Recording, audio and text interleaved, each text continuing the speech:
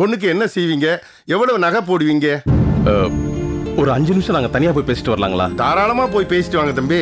அப்பா, சித்தப்பா வாங்க. சித்தி நீங்களும் வாங்க. ஒரு நிமிஷம். சரி வாங்க. சரி இந்த வந்துடுவாங்க.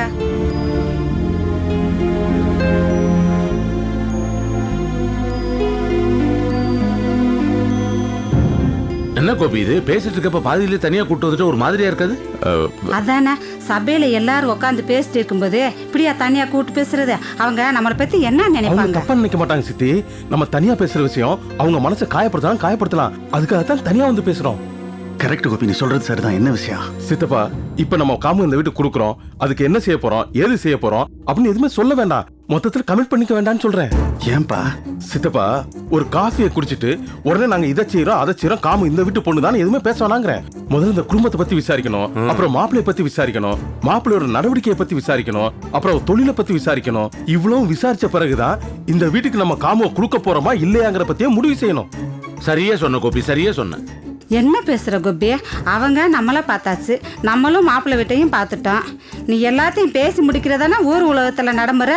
இப்ப எதுக்கு தள்ளி படணுங்கிற? இருடி கோபி கரெக்டா பாயிண்ட் பிடிச்சு பேசுறாப்ல. இருடி. என்ன பாயிண்ட்? பெரிய லா பாயிண்ட்.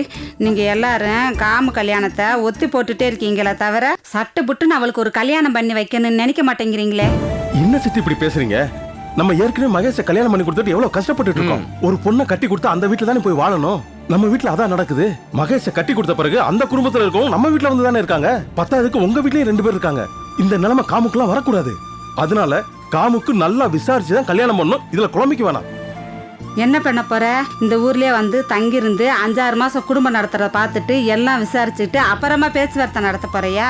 இந்த பார் தேவான, நீ அவசரப்படுற அளவுக்கு உனக்கு முன் யோசனை இல்ல. எதிர்காலத்தில் நம்ம பொண்ணு கஷ்டப்படக்கூடாதுன்னு தான் இவ்வளவு தூரம் சொல்லிட்டு இருக்கான். ஆமாமா, காமுவை கட்டி கொடுத்தா பிரச்சனை வரும்னு கட்டி கொடுக்காம வீட்லயே வச்சுக்கலாமா? ஐயோ, முட்டாத்தனமா கூட பேசாதே. இருடி பேசாம. சித்தி, நான் சொல்றதை கேளுங்க. காமுவை பொறுத்த வரைக்கும் நல்லா விசாரிச்ச பிறகுதான் கொடுக்கணும். ஒரு நாள் நானு, சித்தப்பா கூட யாரா இருக்குமோ எல்லாரும் சேர்ந்து கடையில, வீட்டுல, அக்கம் பக்கத்துல எல்லா இடத்துலயும் விசாரிச்ச பிறகு அதுக்கப்புறம் கொடுக்கலாம். அதான் கரெக்ட். இந்த பார் தேவான, ஒரு விஷயம் நல்லா புரிஞ்சுக்க. காமுக்கு சீக்கிரமா கல்யாணம் பண்ணி கொடுக்கறது எவ்வளவு முக்கியமோ அதை விட முக்கியம் ஒரு நல்ல பையனை பார்த்து கட்டி கொடுக்கறது. கரெக்ட். என்ன அப்ப ரொம்ப நேரமா பேசிக்கிட்டு இருக்கீங்க? இல்ல அது எங்க சொந்த விவகாரம். அதான் பேசிட்டு இருக்கோம்.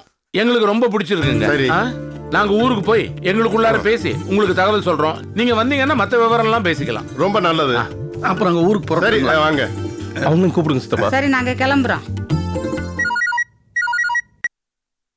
ஹலோ. மலர், என்ன பண்ணிட்டு இருக்க? சும்மா தான் இருக்கேன். இப்பதான் சும்மா இருக்க முடியும்.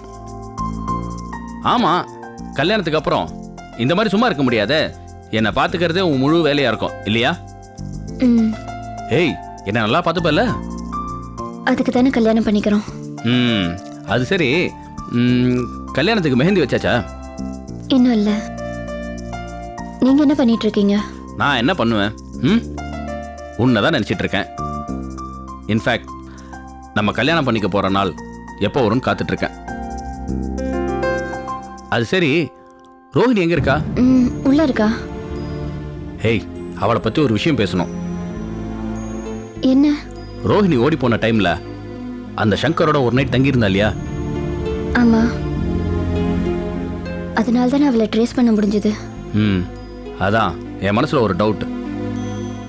அவங்களுக்குள்ள அன்னைக்கு ராத்திரி ஏதாவது நடந்திருக்குமோ? உன் தங்கச்சிட்ட இதை பத்தி விசாரிச்சியா? அப்படிலாம் இருக்காது. இத பாரு மலர், அவன் உன்ன மாதிரி கிடையாது. நீ ரொம்ப இன்னசென்ட். ஆனா அவ எல்லார் கண்ணிலையும் மண்ணை தூக்கி ஓடி போயிருக்கான்னா அவ பயங்கர போல்டு. அதுக்காக தான் கேட்கிறேன். அவ என் வீட்டுக்கு வரும்போது அவ சரியாவே பேசல. எப்பவுமே ஏதோ பறி கொடுத்த மாதிரியே இருந்தா. ஐ திங்க் இதெல்லாம் வச்சு பார்க்கும்போது கண்டிப்பா ஏதோ தப்பு நடந்திருக்குன்னு தோணுது. நீ கொஞ்சம் டீப்பா விசாரிச்சு பாரு மலர். அதெல்லாம் இல்ல, என் தங்கச்சி அப்படிப்பட்டவ இல்ல. சரி, உன் தங்கச்சி நல்லவளாவே இருக்கட்டும். ஆனா அவளை கூட்டு போன சங்கர் அவன் சரியான பொறுக்கியாச்சே. இப்படி ஒரு சான்ஸ் அவன் எப்படி விட்டுருப்பான்? தபர், நான் அடிச்சு சொல்றேன், கண்டிப்பா ஏதோ நடந்திருக்கும். நீ நல்லா விசாரிச்சு பாரு மலர். எதுக்கு இதை பத்திலாம் இவ்வளவு இன்ட்ரெஸ்டா கேக்குறீங்க? அதை பத்தி தெரிஞ்சுட்டு உங்களுக்கு என்ன ஆக போகுது? என்ன பேசுற மலர்? என்ன பேசுற? நான் உங்க வீட்டு மாப்பிள்ள. இனிமே நாமெல்லாம் ஒரே ஃபேமிலி, ஒண்ணுக்குள்ள ஒண்ணு ஆக போறோம். எனக்கு அதை பத்தி தெரிஞ்சுக்க எல்லா உரிமையும் இருக்கு. அதோட இதெல்லாம் கல்யாணத்துக்கு அப்புறம் நடந்திருந்தா யாரு கேட்க போறா? ஒரு பொண்ணு ஒரு நைட்டு முழுக்க காணும். அப்படி இருக்கும்போது சத்தியமா சம்திங் ஷுட் ஹேவ் ஹேப்பன். நீ அவளுக்கு ஒரு அக்காவா இல்லாம ஒரு நல்ல ஃப்ரெண்டா மூவ் பண்ணுன்னு எனக்கு நல்லா தெரியும். அதனால தான் ஒரு பேச்சு வாக்குல கேட்க சொன்னேன். You got my point? நீங்க இப்படி பேசுறது அத்துமீறலா இருக்குது. Sorry to say this, but எனக்கு இதெல்லாம் சுத்தமா பிடிக்கல. ப்ளீஸ் இதை பத்தி பேசுறதை இதோட நிறுத்திக்கிங்க. புரியுது. உனக்கு பிடிக்காதத நான் பண்ணக்கூடாது, செய்யக்கூடாது, அவ்வளவுதானே? I got it. நான் பேசல Malar. I will stop it. Okay? இத பார், நான் எப்படி உன் ஃபீலிங்ஸ்க்கு ரெஸ்பெக்ட் கொடுக்குறனோ அதே மாதிரி நீ என்னோட ஒவ்வொரு உணர்வுக்கும் மதிப்பு கொடுக்கணும். என்ன சொல்றீங்க? எஸ் மலர், உனக்கு பிடிக்காத விஷயத்த நீ சொல்லிட்ட. அதே மாதிரி எனக்கு பிடிக்காத விஷயத்த நான் சொல்லிடுறேன். நாளைக்கு நமக்கு கல்யாணம் நடக்க போகுது. உன் மேல நான் எவ்வளவு உயிரா இருக்கேன்னு உன்னால கற்பனை கூட பண்ணி பார்க்க முடியாது. நீ இருந்தா போதும். எனக்கு எங்க இருந்து அவ்வளவு சந்தோஷம் வருதுன்னு எனக்கே புரியல. நீ பேசினா என் மனசுல ஒரு எனர்ஜி வருது. இத்தனைக்கும் நீ என் கூட சந்தோஷமா பேசினதே கிடையாது. இருந்தாலும் I like you so much. நீங்க சொல்ல வந்ததை சொல்லுங்க. ஷியோர், சொல்றேன். உன்னைத்தான் எனக்கு பிடிக்குமே தவிர உனக்கு யாரை பிடிக்குமோ எனக்கு அவங்கள பிடிக்காது. அந்த கோபியத்தான் சொல்றேன். அவன் உன் ஃப்ரெண்டோ எக்ஸ் லவரோ whatever it is, I don't care. அது முடிஞ்சு போன கதை. A closed chapter. அவன் பேரை கேட்டாலே எனக்கு எரியுது. இனிமே நீ முழுக்க முழுக்க எனக்கானவ. அவனை நீ டோட்டலா அவாய்ட் பண்ணணும். எங்க அப்பா அனுப்புனாரு, எங்க அண்ணா அனுப்புனாருன்னு சொல்லி அவன் எந்த காரணத்தை கொண்டு என் கண்ணு முன்னாடி வரக்கூடாது. அப்புறம் நான் மனுஷனாவே இருக்க மாட்டேன். சரி. இன்னொரு முக்கியமான விஷயம், நம்ம கல்யாணத்துக்கு அவன் வரக்கூடாது.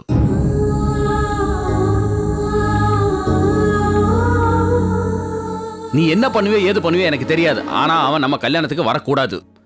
நம்ம லைஃப் ஸ்டார்ட் ஆகிற முதல் நாளே அவன் முகத்தை பார்த்தா என்னால லைட்டா எடுத்துக்க முடியாது.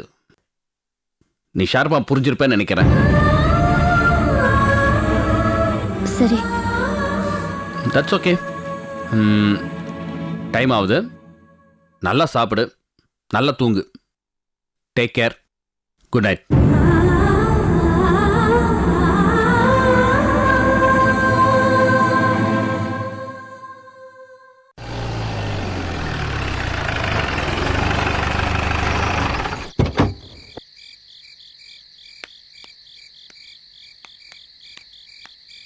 என்னங்க, காலையில முறைப்படி சொல்லிட்டு போனோம், இப்பயும் முறைப்படி வீட்டுக்கு போறோன்னு சொல்லிட்டு போகணுமா?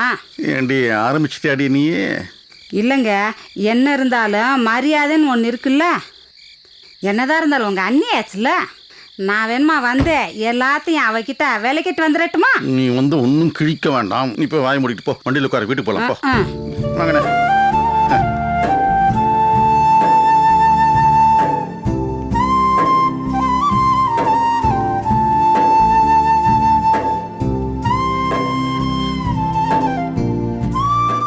வாங்க. வாமா. என்னடா அக்னி, இவங்க கூட நீ வர? ஆமா, என்னையும் கோயம்புத்தூர்ல இருந்து கூட்டிட்டு வந்துட்டாங்க, அதான் வந்துட்டேன். சரி வா.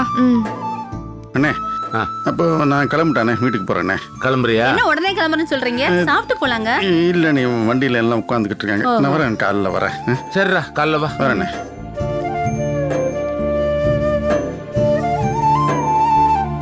மாமா, உங்ககிட்ட கொஞ்சம் தனியா பேசணும்.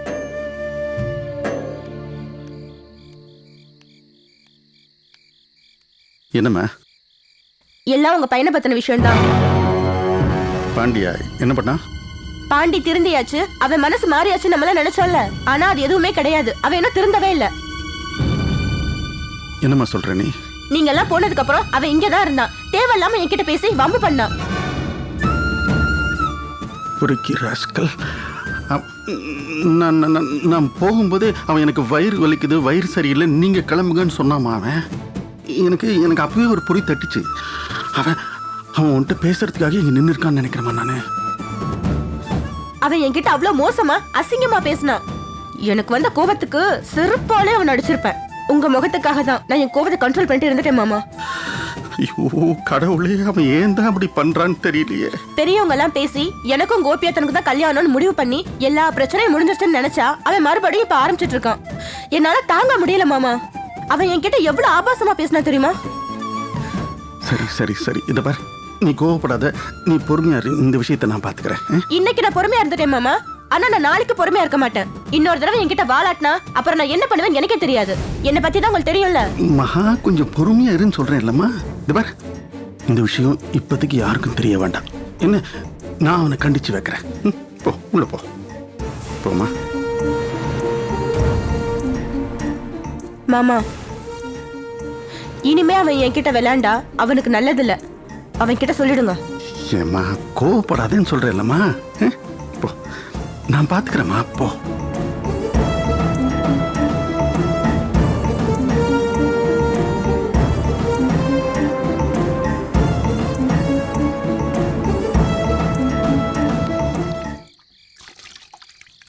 இந்தாங்க.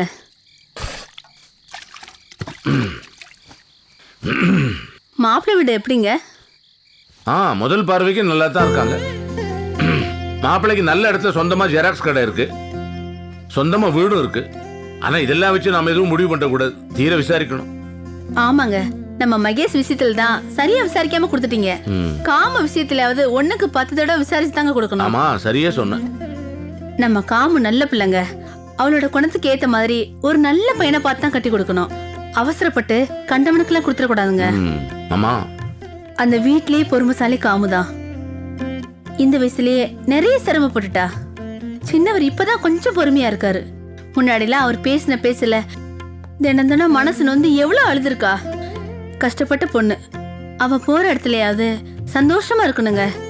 அதனாலதான் நல்லா விசாரிச்சு கொடுக்கணும்னு சொன்னாங்க. ஏன் மீனாட்சி, அந்த பொண்ணு மேல இவ்வளவு பிரியம் வச்சிருக்கல, காலையிலயே இப்படி பண்ணிவிட்ட? நீ வந்திருந்தேன்னா எவ்வளவு சந்தோஷப்பட்டிருப்பாங்க. அதுதான் நான் ஏற்கனவே சொன்னல, அந்த மாப்பிள்ளை வீட்டுக்காரங்க நடவடிக்கை எனக்கு பிடிக்கல, அதனாலதான் நான் வரலன்னு. மத்தபடி இனிமே நடக்கிற எல்லா விஷயத்துக்கும் நான் தாங்க முன்னாடி நின்று செய்வேன். எனக்கும் தெய்வானிக்கு தான் பிரச்சனை தவிர பிள்ளைங்க மேல நான் உயிரே வச்சிருக்கேங்க. அதுங்களுக்கு ஒரு நல்லது நடக்கணும்னு நான் கடவுளை வேண்டிக்கிட்டே இருக்கேன். அதுங்களும் என் பிள்ளைங்க தானுங்க. ஐயோ ஐயோ, உன் கூட இன்னும் 50 வருஷம் சேர்ந்து இருக்கணும் போல இருக்கு எனக்கு. ஏங்க? இல்ல, அப்போவாது உன்னை புரிஞ்சுக்க முடியுதான்னு பார்க்கணும். போதும் போதும், இன்னும் கொஞ்சம் ஊத்தட்டா? போதும். நீங்க சாப்பிட்டுட்டு இருங்க. சாந்தி, வெளியில பாத்திரங்கள்லாம் கிடக்கு, விலைக்கு போட்டு வந்துடுறேன்.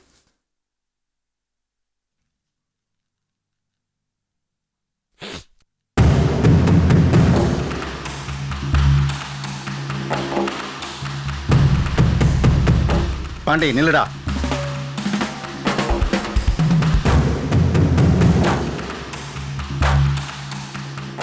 என்னப்பா? அறிவு இருக்காடா உனக்கு? உங்க மகா கிட்ட போய் என்ன பேசின? என்னடா பேசின அவகிட்ட? ஏடா புத்தி கித்தி கட்டு போச்சா உனக்கு? ஏன் கத்துற நீ இவங்க முன்னாடி? கத்துறனா? எனக்கு வர கோவத்துக்கு ஒண்ணு. ஏண்டா, அதான் எல்லா விஷயமும் பேசி முடிச்சாச்சு இல்லடா. கோபிய மகா தான் கட்டிக்க போறாங்கிற விஷயம் தெளிவாயிடுச்சு. உனக்கும் அந்த புரிய வச்சாச்சு, நீயும் அதை ஒத்துக்கிட்ட. அவகிட்ட போய் மன்னிப்பும் கேட்டாச்சு. அதுக்கு மேலேயும் ஏண்டா அவகிட்ட போய் வம்பு பண்ணிக்கிட்டு இருக்க? ஒரு நல்ல குடும்பத்தை போய் செய்யற வேலையை செஞ்சிருக்க நீ. அவகிட்ட போய் அப்படி பேசிருக்க, மரியாதை கட்டத்தனமா நடந்திருக்க. என்ன மகாட போய் சைட் போட சொல்றியா? ஆமாண்டா, அந்த பொண்ணுக்குரிய மரியாதையை நீ கொடுத்து தான் ஆகணும், இல்லன்னா நடக்கிறதே வேற. இங்க பாரு, எனக்கு புத்தி சொல்லாதாப்பா, எனக்கு தெரியும். பாப்பா, ஆஸ்பத்திரியில சாக்கிறதா நீ? அந்த மகாதா வந்து கொஞ்சம் கொஞ்சமா பேசி உன்னை உணர்வுக்கு கொண்டு வந்தாடா. அவளுக்கு உன் மேல இருந்து கோவத்துக்கு உன் கிட்டே வரமாட்டேன்னு சொல்லிட்டா. நாங்க தான் போய் கெஞ்சி கூத்தாடணும். நீ வரலன்னா எங்க பாண்டிய நாங்க எழுந்துருவோமான்னு கெஞ்சினோம். அதுக்கப்புறம் அவ வந்து பண்ண முயற்சியில தான் இன்னைக்கு இவ்வளவு பேசிக்கிட்டு இருக்க நீ. இல்லன்னா உனக்கு குணமே ஆயிருக்காதரா. அந்த நன்றி வேணாடா உனக்கு. ஏடா சோத்துல உப்பு தானடா போட்டு தின்ற நீ. அவகிட்ட போய் அது மாதிரி தப்பா நடந்துகிட்டு இருக்கிய, கூசலடா உனக்கு. பாண்டி, கடைசியா சொல்றேன்டா, இன்னொரு தடவை அவகிட்ட இந்த மாதிரி தப்பா நடந்துகிட்டேன்னு எனக்கு தெரிஞ்சு நானே உன்னை வெட்டி போட்டுருவேன். வாய முடிய நீ பேசிக்கிட்டே இருக்க இவங்க முன்னாடி. அது சரி, என்னையே நீ கை நீட்டி அடிச்சிருந்தானே, நீ என்ன நீ பேசுவடா, பேசுவ. மான அவமானம் இருந்தா தான்டா உனக்கு கொஞ்சமாவது. பேசுவடா நீ. மான அவமானத்தை பத்தி நீ பேசுறியா? பெத்த புள்ள கூட பார்க்காம இவங்க மாதிரி சத்தம் போட்டுக்கிட்டு இருக்க. இவங்கள ஒன்றை வந்து சாப்பிட்டுட்டு இருக்காங்கப்பா. இவங்க மாதிரி கத்திட்டு இருக்கியா? இது படுத்து பாரு, அவங்கள மரியாதை எல்லாம் பேசக்கூடாது, அவங்கள பத்தி தப்பா பேசக்கூடாது. நீங்க தப்பா நினைக்காதீங்க. நீங்க என்ன இப்ப என்ன தப்பா பேசிட்டேன்? இவங்க 2 பேரும் ஒண்ணா உட்காந்து என்னமா புதுசா கல்யாணம் ஆகி விருந்து சாப்பிட மாதிரி சாப்பிட்டுட்டு இருக்காங்க. ஏப்பா சோத்து வழி இல்லாம தங்க கூட இல்லாம ஒன்றை வந்திருக்காங்க தானே இவங்க. பாண்டி வேணாடா, அப்படியெல்லாம் பேசாதடா. நம்ம வீட்டுக்கு கொஞ்சம் விருந்தாளிங்கடா அவங்க, அப்படியெல்லாம் பேசக்கூடாதுடா பாண்டி. எங்க அப்பா இவங்க விருந்தாளியா? இல்ல இவங்க விருந்தாளியானே? நம்ம வீட்டுல டேரா போட்டுக்கிட்டு 3 நேரம் முக்க சாப்பிட்டுக்கிட்டு உட்கார்ந்துருக்காங்க பாரு. வெக்கம் கட்டவங்க. நீங்க தப்பா நினைக்காதீங்க. இவங்க தப்பா நினைக்க மாட்டாங்க. அவங்கள போய் அப்படிலாம் பேசிக்கிட்டு என்னடா நினைச்சிட்டு இருக்கீங்க?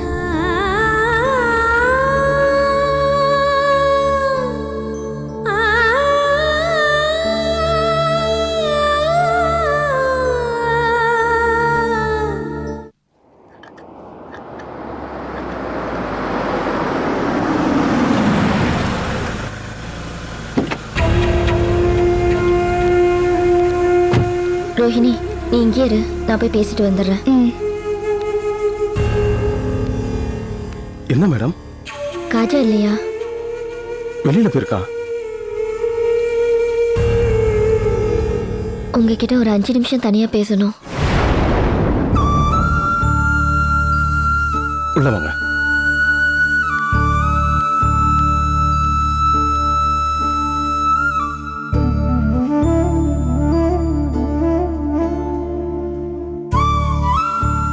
எனக்கு நாளைக்கு கல்யாணம்.